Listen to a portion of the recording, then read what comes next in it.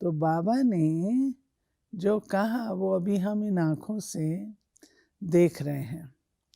दूसरा, मीठे बाबा ने हम बच्चों को ये भी कहा है, बच्चे एक दिन आएगा ये जो तुम्हारा वायरलेस है ये भी काम नहीं आएगा, वॉइसलेस काम आएगा। तीसरा, बाबा ने ये भी कहा है कि मीठे बच्चे, अंत तक तुमको मैं खिलाऊंगा। लेकिन किनको? बाबा की वो वीडियो है, आप सब ने भी देखी होगी, जिसमें बाबा ने 3 कंडीशन लगाई है, सच्चाई, सफाई और सेवा। तो बाबा ने कहा जो बच्चे सच्चाई वाले होंगे, जो बच्चे सफाई वाले होंगे, दिल की सफाई, मन की सफाई, और जो बच्चे सेवाधारी होंगे उनको बाबा दाल रोटी अंत तक खिलाएगा। बाबा ने कहा 2-2 सब्जियां नहीं खिलाऊंगा, खीर पूरी नहीं खिलाऊंगा, दाल रोटी जरूर खिलाऊंगा। वो भी हम देख रहे हैं, कई स्थानों पर सब्जियां नहीं पहुंचती हैं, परंतु दाल रोटी तो है। ये सब महावाक्य साकार हो रहे हैं। लेकिन इस वक्त के लिए बाबा ने जो अपने बच्चों का स्वरूप बताया है वो भी ध्यान पे रखना ज़रूरी है। मुझे याद आता है हम लोग मधुबन में भट्ठी कर रहे थे, टीचर्स भट्ठी थी, तो उसमें छोटे छोटे ग्रुप बनाए गए थे। उन छोटे छोटे ग्रुप में एक दिन हमारी ग्रुप में गुलजार दादी आए। तो हम लोगों ने दादी से पूछा, दादी अंत समय तूफान आएगा, नदियां उछल खाएंगी, बाढ़ आएगी, भूकंप होगा, तो बाबा कहता है मैं बचाऊंगा, तो क्या पानी आएगा तो वहीं तक रुक जाएगा, हमारे सेंटर पर नहीं आएगा? तो दादी ने कहा आ भी सकता है, लेकिन अगर आप योग युक्त होंगे तो क्या होगा? बाबा आपको टचिंग देगा और आप उस टचिंग के सहारे से अपने आप को सुरक्षित स्थान पर ले चलेंगे। अगर वो संभव नहीं होगा तो दादी ने ये भी बताया था, बाबा आपको वतन में खींच लेगा और वतन से आपको दिखाएगा। तो इस दुनिया का जो दुख होगा वो हमको अनुभव नहीं होगा, लेकिन किनको करेगा? जिनकी लाइन क्लीन और क्लियर होगी।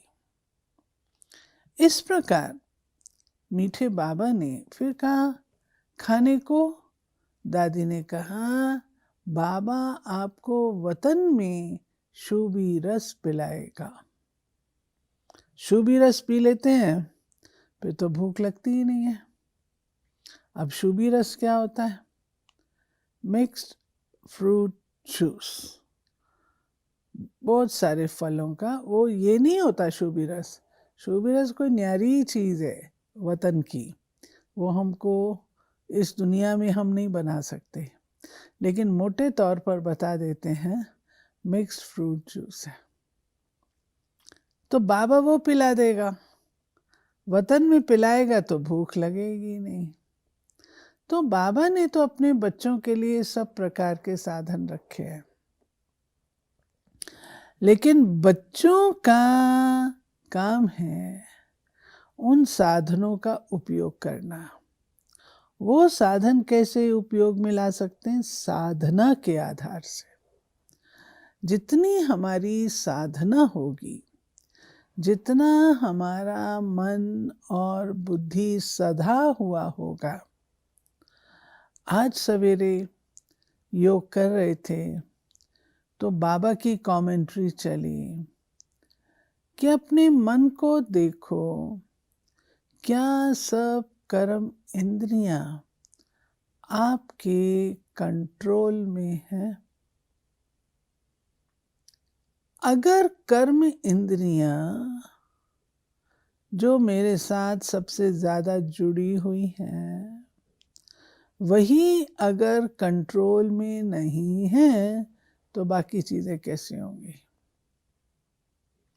इसलिए बाबा ने साधना के ऊपर ध्यान खिंचाया है कि हम अपनी साधना को, तपस्या को बढ़ाएं। तपस्वी आत्मा अव्यभिचारी बुद्धि की होती है। एक की ही तपस्या करनी होती है। अगर अनेकों की करेंगे तो प्राप्ति नहीं है, ये एक विशेष बात है। तपस्या शब्द उसको कहा जाता है जहां पर आप केवल एक की आराधना करते हैं। तब कहते हैं मैंने तपस्या करके ये फल प्राप्त किया, शिव जी की तपस्या की।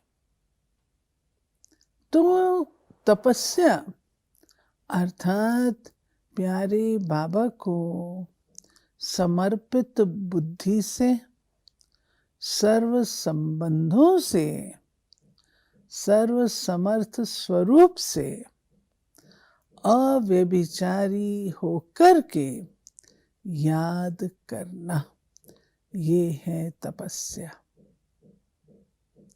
तपस्या में अयथार्थ नहीं है, यथार्थ।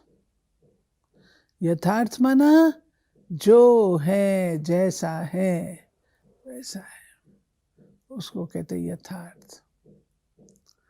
अब सवाल उठता है, क्या आज की डेट में, एक बार बड़े दादी जी से प्रश्न पूछा गया, दादी मेरे कर्म बंधन चुकतू हो गए हैं, इसकी निशानी क्या होगी?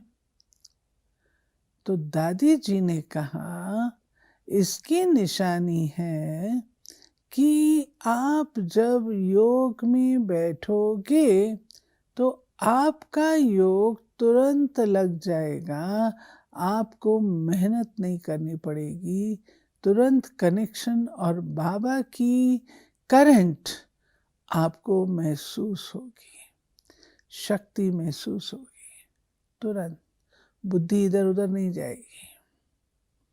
ये लिटमस टेस्ट है। हमें अपने आप को ये चेक करना है कि क्या सच में मेरी बुद्धि एक सेकंड में, बाबा की आप देखिए जितनी कमेंटरीज हैं वो सब एक सेकंड के लिए, एक सेकंड में निराकारी हो जाओ, एक सेकंड में फरिश्ता हो जाओ। बाबा हमको अभ्यास कराते कराते कराते कराते, प्रैक्टिस कराते उस लेवल पर लाना चाहते हैं जहां एक सेकंड में हम रेडी हो। क्यों? बाबा की एक मुरली में पढ़ रही थी जिसमें बाबा ने कहा कि बच्चे, आगे चल कर के तुम्हारे सामने जो भी बातें आएंगी, एक तरफ प्रकृति का विकराल रूप होगा, दूसरी ओर संस्कारों का रूप विकराल होगा, तीसरी ओर आपकी पावर वह एकदम टॉप पर होगी, तो सबका जो स्वरूप होगा बिल्कुल टॉप क्लास होगा, टॉप।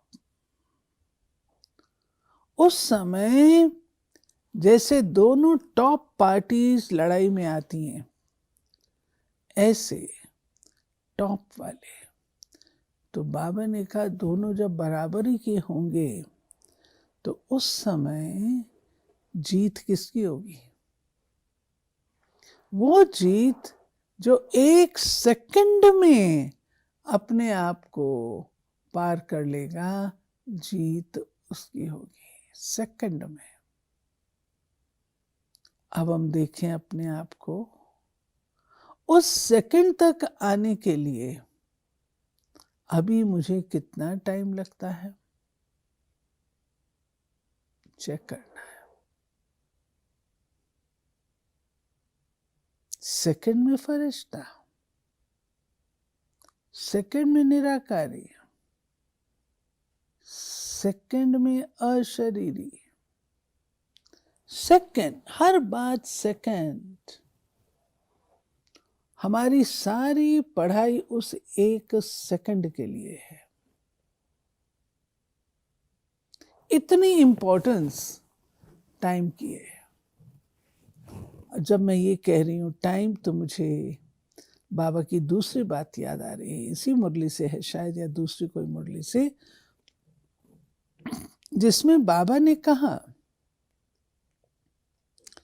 तुम बच्चे समय की वैल्यू रखते हो, उसकी यादगार दर्शन बन जाता है। भक्त जन क्या कहते हैं? 1 सेकंड के दर्शनों के प्यासे हैं। हे प्रभु, 1 सेकंड की झलक दिखा दो, ये कहते हैं ना। क्यों? क्योंकि तुम संगम युग पर समय की कदर रखते हो, समय की वैल्यू रखते हो।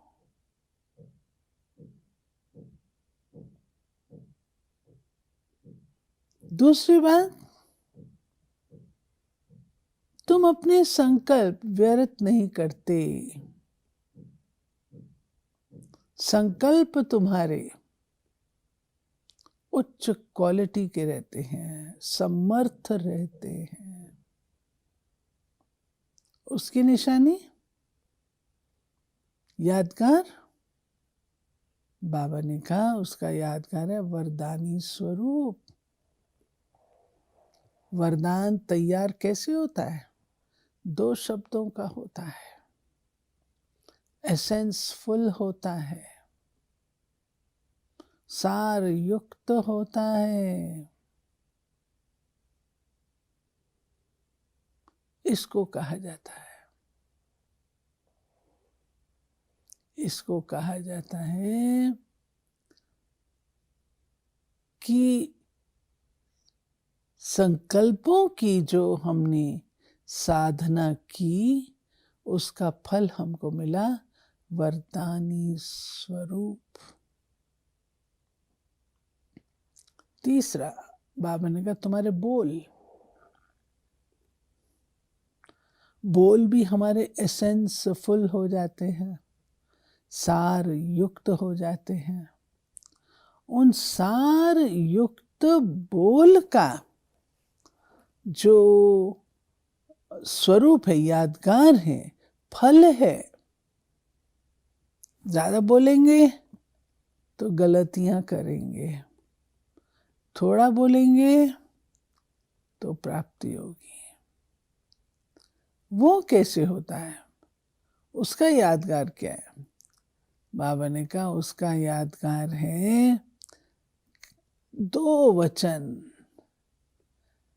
वचन सुना दो, 2 बात बोल दो। लोग कहते हैं ना 2 वचन, ये अपने बोल के कंट्रोल का फल है। और चौथे बाबा ने कहा कर्म इंद्रियों द्वारा जो तुम कदम उठाते हो, वो कदम फॉलो फादर श्रीमत के अनुसार चलते रहें। उसका स्वरूप है हर कदम में पदम, हर कदम में पदम। जो कदम उठाओ उसमें पद्मों की कमाई जमाओ। एक बार दिल्ली पांडव भवन में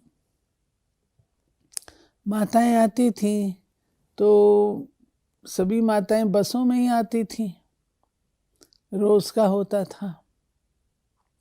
तो एक दिन एक माता को लेट हो गया। जब वो पहुंची तो सारी मुरली खत्म हो चुकी थी। उसको बहुत दुख हुआ कि मैं घर से निकली, बस नहीं मिली, जब मिली तो यहाँ आई तो मेरी सारी मुरली खत्म हो गई। बहुत रोए। तो गुलजार दादी ने उन्हें कहा कि देखो, तुम घर से निकली, जितने कदम तुमने उठाए ना, तुम्हारी पद्मों की कमाई उस समय से होना शुरू हो गई। तुम ये नहीं सोचो मेरी मुरली मिस हो गई, मुरली तो तुम पढ़ लो, लेकिन तुम अपनी उसमें पद्मों की कमाई को देखो, कितने पद्म तुमने कमाए। अगर बाबा की याद में रहेंगे तो, अगर अयथार्थ संकल्प विकल्प या ब्लेमिंग कल्चर वाले संकल्प उसमें रहेंगे तो बाबा ने कहा फिर तुम्हें प्राप्ति नहीं होगी, फिर खालीपन महसूस होगा। इसलिए ये जो बाबा कहता है तुम्हारे श्वास हर कदम, वो इस कारण से कहता है कि उन्हें सफल करो, और उन्हें सफल करने का साधन है कि स्वयं को बाबा की स्मृतियों में रखो, समर्थ संकल्पों में रखो। फिर बाबा कहते हैं अंत में तुम्हारा स्वरूप कैसे होना चाहिए। हम बच्चे ये बात तो बड़ी आसानी से कह देते हैं कि आपने 14 साल क्या किया था यज्ञ में। बड़े आराम से कहते हैं दादियों को 14 साल क्या किया था, और दादियां भी हमको बताती हैं क्या किया था। दादियां कहती तपस्या की थी, हमने 14 साल तपस्या की थी। अब तपस्या कौन सी की थी? अगर आप उनकी लाइफ को देखें तो सबसे पहले बाबा पर कुर्बान जाना, ये उनकी लाइफ थी। वे कल्प पहले वाली गोपिकाएं थीं जिनकी नजर बाबा पर पड़ी और उन्होंने शिव बाबा को पहचान लिया। देरी नहीं लगाई। ये उनकी लाइफ में था। और एक बार वो फेथ पैदा हुआ, उसको उन्होंने कभी क्वेश्चन नहीं किया। हम तो क्वेश्चन करते हैं। निश्चय हिलता भी है, पता नहीं राइट है या नहीं, कब तक चल सकेगा, कोई भरोसा नहीं है, तो बोलते हैं ना।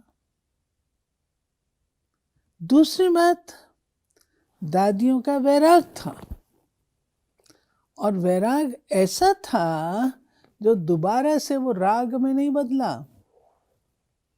जब दादियों को बाबा ने भेजा सेवा पर, तो उनको 3-4 बातें कह करके भेजी। नंबर 1, तुम जा रही हो अपनी माँ के पास। ये टेस्ट दिलवाया बाबा ने। हर सन्यासी को ये टेस्ट देना पड़ता है। बाबा ने अपने बच्चों से भी ये टेस्ट दिलवाया। वो क्या था कि बच्ची तुम घर जाओगी, तुम्हारी माँ तुम्हें मिलेगी, रो रो करके मिलेगी, लेकिन तुम्हारा एक भी आंसू नहीं आना चाहिए। वो रोएगी लेकिन तुमको आंसू नहीं बहाना है।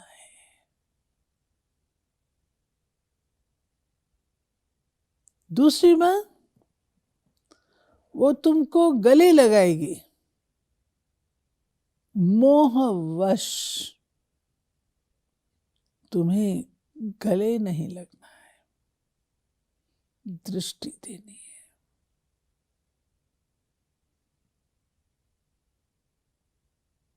तीसरा,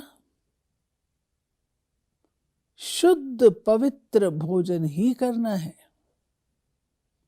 जिसका अर्थ ये होता था कि उनके हाथों का बना हुआ भोजन स्वीकार नहीं करना है। ये टेस्ट है।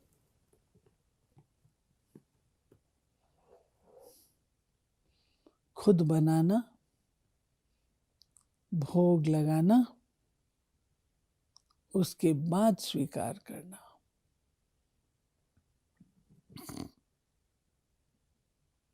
तीसरी बात, उनके बिस्तर पर नहीं बैठना है, या तो दूसरी खटिया हो या धरती पर सो। चौथी बात, तुम्हें कोई भी सौगात दे तो तुम्हें स्वीकार नहीं करना है।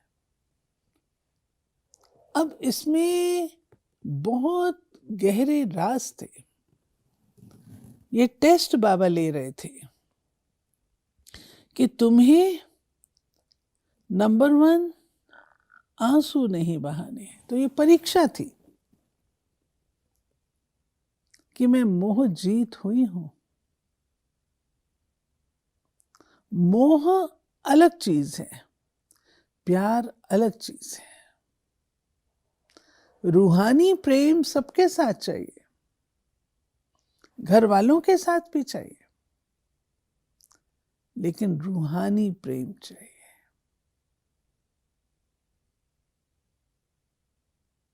रूहानी।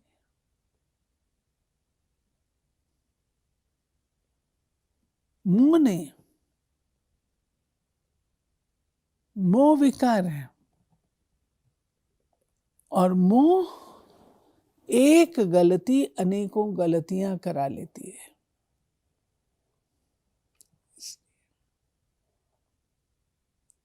दूसरी बात, गले नहीं लगना, ये भी मोहवश। रूहानियत से मुलाकात करो। आप आत्मा से मिल रही हो, आत्मिक दृष्टि से, दृष्टि की लेन देन से। भोजन सात्विक से आप समझ ही सकते हैं, ये सब साधना थी।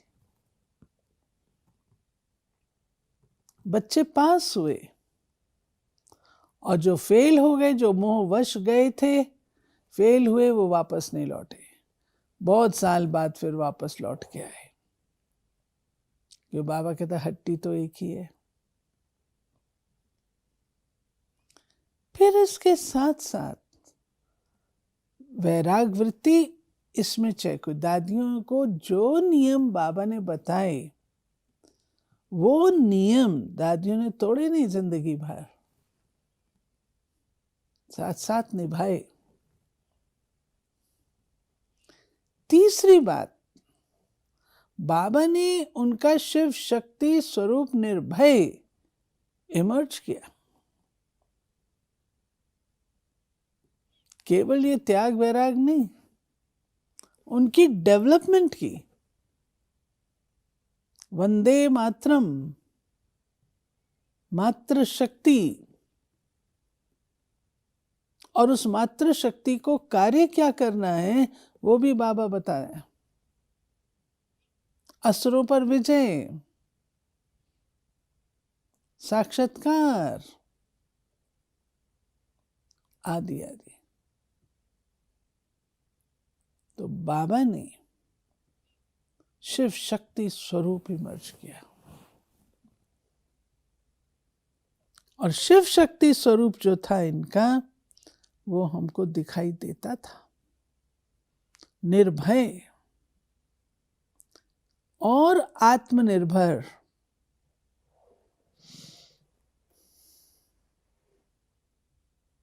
डिपेंडेंस नहीं। गुलजार दादी सुनाते थे कि जब सेवा का पाठ शुरू हुआ तो बाबा भेजते थे रोज, किसको कहाँ किसको कहाँ किसको कहाँ। नहीं तो मुर्रे चलाता था बाबा, पच्छड़ माल। तो अपने आप कोई ना कोई आता था, बाबा मेरे को भले सेवा पर भेजो। तो गुलजार दादी अपना सुनाते हैं, बाबा ने कहा बच्चे तुम्हें लखनऊ जाना है। तो दादी ने कहा बाबा लखनऊ कहाँ है, हमें पता नहीं है। तो बाबा क्या बोले, अरे अंधों ने मुल्तान ढूंढ लिया और तुम कहती हो लखनऊ कहाँ है, तुम लखनऊ नहीं ढूंढ सकती हो। बस इतनी बात थी। अंधों ने मुल्तान ढूंढा और तुम त्रिनेत्री लखनऊ नहीं ढूंढ सकती। ढूंढ लिया। फिर क्या सम्मान देकर के बाबा भेजता था, ऐसे ही नहीं दीन अधीन होकर के। हालांकि बेगरी पार्ट था, 10 रुपए के 50 रुपए से ज्यादा नहीं थे। एक थैली कपड़ा पहना था और एक थैली में कपड़े का जोड़ा था, 2 जोड़े होते थे।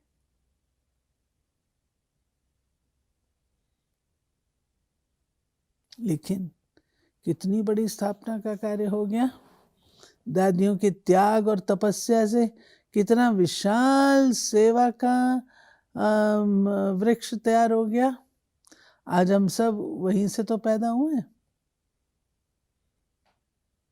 और दादी गुलजार सुनाते हैं, अब टिकट हमको फर्स्ट क्लास की तो लेके नहीं दी, थर्ड क्लास की लेके दी। उसमें सब बीड़ी सिगरेट पीते थे। तो ये तो दादियाँ तो बेचारी इतनी अच्छी उसमें रही हुई थी वातावरण में, और ये बाहर निकली तो ऐसा इनको नज़र आता था। तो ये तो घबराई, कैसे स्टेशन मास्टर के पास गई, हम इस डब्बे में नहीं जाएंगे, मैं दूसरे डब्बे में भेजो। दूसरे डब्बे के लिए तो टिकट नहीं है आपका, आपका तो इसी डब्बे के लिए। कुछ भी हो, हमको उस डब्बे में नहीं जाना है। कहते इनकी पवित्रता, इनका भोलापन इतना था जो स्टेशन मास्टर ने उनको फर्स्ट क्लास डब्बे में बिठा के भेजा। सोमान, सोमान और अपना दिव्य जलवा। बाबा ने उस दिन मुरली में कहा जो सेवा करता वो कभी भूख नहीं मर सकता। ये बाबा ने अल्टीमेट कहा। लेकिन जो सेवा करता है, जो अपनी धारणाओं पे होता है, प्रकृति उसकी दासी भी बनती है। जो त्यागी मूर्त होता है, प्रकृति दासी बनती है। ये चीज है। तो मीठे बाबा ने ये परीक्षा ली। ऐसे ही गुलजार दाई सुनाते हैं, त्याग। बाबा ने कहा त्याग से चलना है, क्योंकि छिमछिम तो थी नहीं। गुलजार दाई सुनाते हैं कि कमला नगर में बहुत सारी बहनें रहती थी। बाबा कहते थे चाहे आधी रोटी कम खाओ, परंतु आपको बाबा का लिटरेचर छपाने के लिए पैसे बचाने हैं।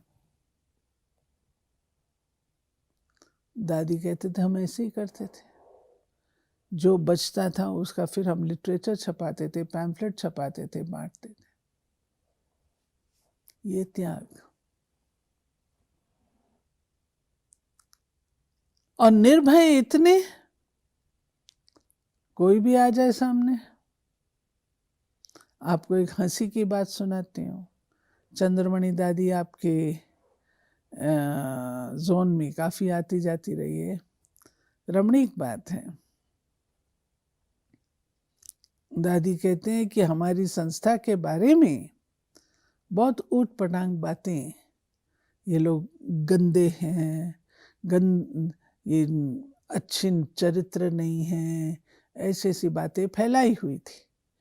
तो सरकार की तरफ से कोई इंक्वायरी करने के लिए आए थे, तो दादी से मिलने के लिए आए अमृतसर में। ये सब कुछ नहीं बताया, सिर्फ आए कि हमको आप कोर्स कराओ, आप क्या सिखाते हैं वो हमको बताओ। तो दादी तो इनोसेंट, उन्होंने जब लेसन दे दिया, समझाया, पढ़ाया, जो कुछ किया, उसके बाद पूरा हुआ।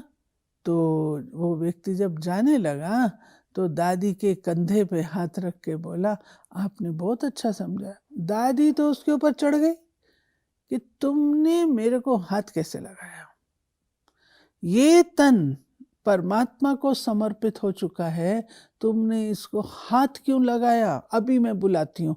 आवाजें लगाई लोगों को, राज आदर्श आओ, और इसने हाथ क्यों लगा, मैं अभी पुलिस को बुलाती हूँ, पुलिस को बुलाती, इसको पुलिस के हवाले करेंगे, ऐसा करता है। तो वो हाथ जोड़ के बोला, माँ जी हमें यहाँ पे सरकार की तरफ से भेजा गया, जा करके देख के आओ। तो अगर ये ऐसा है तो ये संस्था कितनी ऊंची है, इसका एहसास मैं अभी कर रहा हूँ। मैं तो इंक्वायरी करने के लिए आया था। इतनी निर्भय माना निर्भय। कभी कोई दादी हमारी डरती नहीं थी, किसी बात से नहीं डरती थी, क्योंकि बाबा ने दादियों को आत्म अभिमानी बनने का पाठ पढ़ाया था। और वो आत्म अभिमानी बनने का पाठ आज गुलजार दादी हमको कहते हैं, आप सबका बहुत कम है। मैं आत्मा हूं, ये अभ्यास दादियों को कितना था। अगर कोई कहती थी कि बाबा ये काम मैं कैसे करूंगी, ये तो भाइयों का काम है, बाबा कहता था कि तुम कौन हो, तुम तो आत्मा हो ना, और आत्मा में तो दोनों संस्कार है ना। अपने उन संस्कारों को इमर्ज करो, पुरुषों के संस्कारों को कर लेते थे। तब दादियां कहती हम लोग गेहूं की बोरियां भी उठा के ले आते थे अंदर, भाई लोग तो इतने थे नहीं। तो ये जो दादियों के अंदर तपस्या का बल था, इकोनॉमी के अवतार रहे हैं। आपने कोई दादी नहीं देखी होगी, चाहे कितनी रॉयल से रॉयल घराने की, जो फालतू कुछ वेस्ट करे। उनको यज्ञ की एक एक चीज की कदर थी। आज हमारे पास कहाँ है। मैंने गुलजार दादी को आंखों देखा है, मेरा भाग्य रहा, मैं दादी के साथ रहती रही उनकी पालना में, और एक ही कमरे में। गुलजार दादी ब्लाउज फट जाता था, एक बाजू को निकाल करके दूसरे ब्लाउज की दूसरी बाजू निकाल के उसमें डाल दे। दादी ये क्या करते हुए तो खत्म, उनके ऊपर तो ब्लाउजेस की वर्षा हो सकती थी, लेकिन नहीं। ऑलराउंडर दादी टूथपेस्ट लेके जाते थे, उनकी वो चीज़ प्रसिद्ध है। दादी हमारी पे कहती लेके आओ अपनी, लेके आई, कहीं बेलन लेके आओ। तो बेलन क्यों लाना है भाई, तो बेलन लेके आओ। बेलन लेके आई, फिर उसको बेलेगी, उसमें से कितनी सारी निकल आई, कहेगी देखो ये तुम्हारी 4 दिन की पेस्ट अभी इसमें बाकी है। ऐसे आज उनके उस त्याग, उस इकोनॉमी से हम जिंदा हैं। हमें इस बात की कदर चाहिए। हमारी दादी निर्मल शांता, वो भी पांडव वन में रहते थे, और दादी निर्मल शांता का कहना क्या होता था, शाह की तरह खर्च करो, लेकिन कहाँ, जहां जरूरत हो। जहां जरूरत नहीं है, एक पैसा भी जाना नहीं चाहिए। दादी निर्मल शांता का तो क्या रॉयल स्वरूप था। जगदीश स्टोर, दादी एक दिन गए जगदीश स्टोर पे पांडव वन के लिए पर्दे देखने के लिए। उसने कहा दादी आप नहीं आना, मैं ही भेज दूंगा। उसने सारे सैंपल्स थान के थान एक ट्रक में भर करके भेजा, और वहाँ पांडव वन में लाइन लगाई, अब आप सिलेक्ट कर लो। ये दादी निर्मल शांता का जलवा था। मेंटेन किया, त्याग माना धीन अधीन नहीं। जैसे आज बाबा ने कहा मैं अपने बच्चों पे रहम थोड़ी करूंगा, मैं, मेरे बच्चे भिखारी हैं क्या जो मैं बच्चों पे रहम करूं। ऐसे दीन अधीन भी नहीं, रॉयल। लेकिन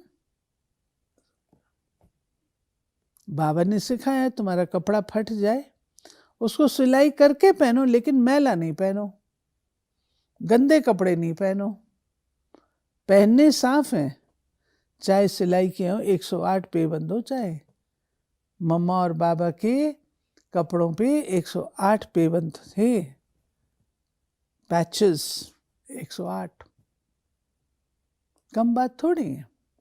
तो ऐसी बाबा की पालना दादियों की रही। फिर आप देखिए दादियों के अंदर केवल एक ही चीज बसती थी, बाबा का नाम बाला करना। एक दादी ने कुछ अपने प्रति किया, अरे आज आप देखो यज्ञ में हमारी मम्मा के लिए क्या है। बाबा ने जब मम्मा गई है तो मम्मा की सीट होती थी हिस्ट्री हॉल में, 2 सीट होती थी, एक बाबा की एक मम्मा की। मम्मा गई है, बाबा ने फोटो रखने से भी मना कर दिया। फोटो थोड़ी रखना होता है, क्यों रखना है। और आज मम्मा का यज्ञ में कुछ भी निशान तो नहीं है ना, उसने कुछ अपने लिए नहीं किया। और मम्मा की ये विशेषता रही, सदा मम्मा, दादियां भी, सब दादी, किसी ने ध्यान अपनी ओर नहीं खिंचाया, सब ने ध्यान शिव बाबा की ओर खिंचाया। ऐसी दादियां, ऐसी हमारी मम्मा, ऐसे हमारा बाबा। आप प्यारे बाबा को देखिए, उसने अपने नाम से संस्था नहीं चलाई, ब्रह्मा कुमारी ईश्वरी विश्वविद्यालय, ये कम बात नहीं है। इसलिए ब्रह्मा सदा गुप्त रहा, मंदिर भी नहीं है, बहुत गहरी बाबा ने पालना की, और रास भरे कर्तव्य कराए। दादियों को एक बाबा दूसरा ना कोई, मधुबन बाबा यही सोचता था। अब मैं आपको वो बताऊंगी जो बाबा ने, मैं समझती हूँ आज से 35-36 साल पहले कहा था, और वो आज का सिनारियो है उस मुरली में। बाबा ने कहा अब तुम्हारी सेवा का स्वरूप क्या होना चाहिए? बाबा बोले शुरू में जब तुम सेवा में निकलते थे सब क्या कहते थे? देवियां आ गई हैं, देवियां आ गई हैं, देवियों का प्रवचन है। अब क्या है? अब ये कहाँ बोलते हैं? मैंने कहा ये बोलना शुरू करें।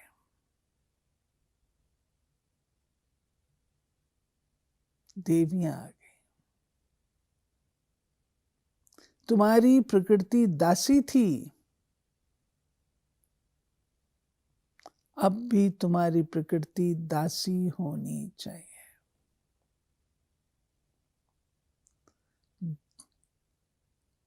चार बातें बाबा ने कही हैं। तुम्हें निरंतर योगी बनना है,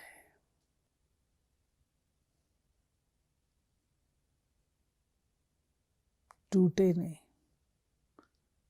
तार तुम्ही से जुड़ी ही रहे। दूसरा बाबा ने कहा निरंतर सेवाधारी बनना है, अर्थात सब तरफ सेवा ही सेवा, हर प्रकार से, मन से, वचन से, कर्म से, हर प्रकार से सेवा ही सेवा। तीसरी बात,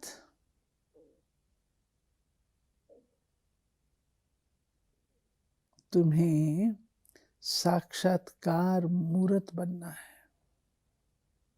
साक्षात्कार मूर्त अर्थात तुम्हारे फीचर्स, तुम्हारा व्यक्तित्व इतना उज्जवल, पवित्र, पावन, शक्तिशाली हो जाए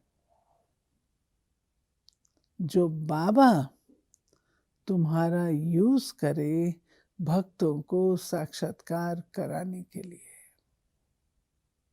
साक्षात्कार मूर्त बनो।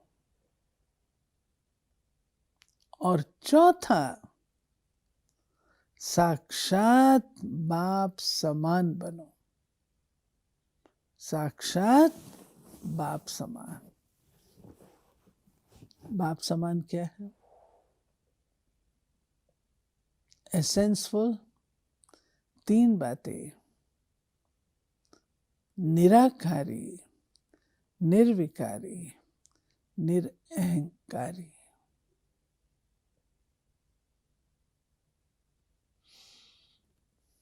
ये ब्रह्मा बाबा के मुखारविंद से लास्ट के निकले तीन बोल है, निराकारी भाव, निर्विकारी भाव और निरअहंकारी भाव।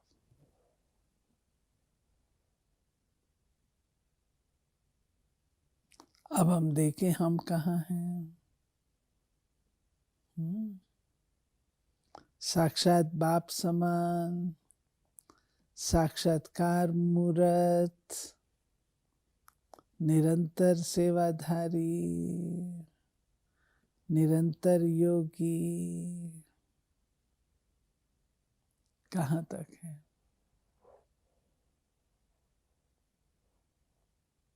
ये जो बाबा कहता है अंत में सबको साक्षात्कार होगा और सब समझे यही है, यही है, यही है। किसके द्वारा? हमारे द्वारा होगा ना।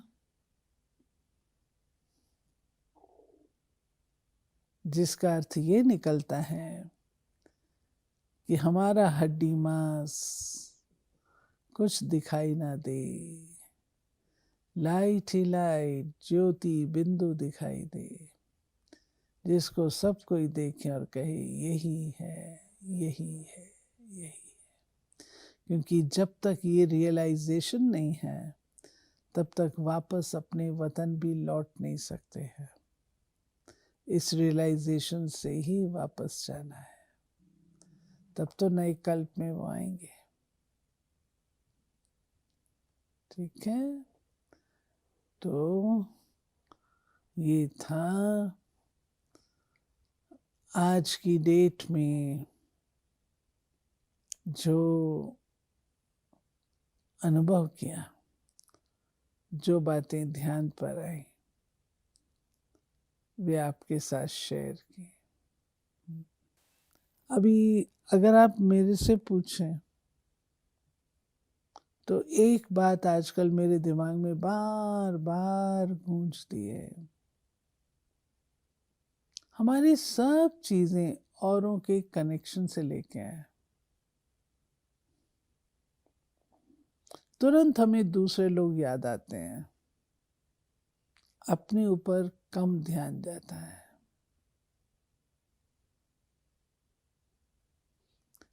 कमेंट्री में भी, योग में भी, मैं शिव बाबा से शक्ति ले रही हूँ और दे रही हूँ, ले रही हूँ और दे रही हूँ, समा नहीं रही हूँ।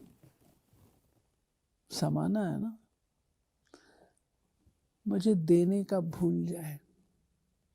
खुद को तैयार करेंगे तो अपने आप देगा वो। मैं तैयार नहीं होंगी तो दूंगी क्या? मुझे स्वयं को तैयार करना है। हम तैयार रहें तो ऑटोमेटिकली बाबा उसको यूज करे। जैसे मोमबत्ती जगाते हैं, वो जगती है, उसका प्रकाश फैलता है ना, अपने आप फैलता है।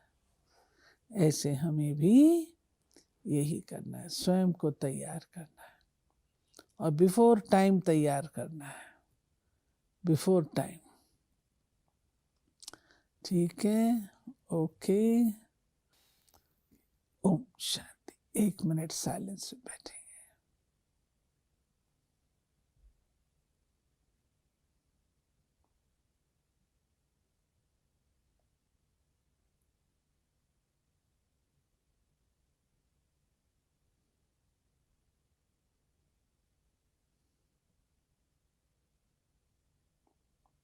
ओम शांति।